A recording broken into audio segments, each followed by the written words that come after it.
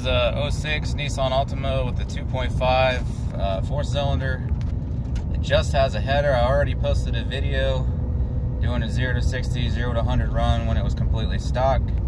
I have the header on here now. If you want to see the install video, I have that up, but we're going to do a pull with just the header, see if there's any gains, because there's a lot of people replacing the exhaust manifold with the header because they're notorious for the catalyst breaking up and destroying the engine, which is why I replaced it.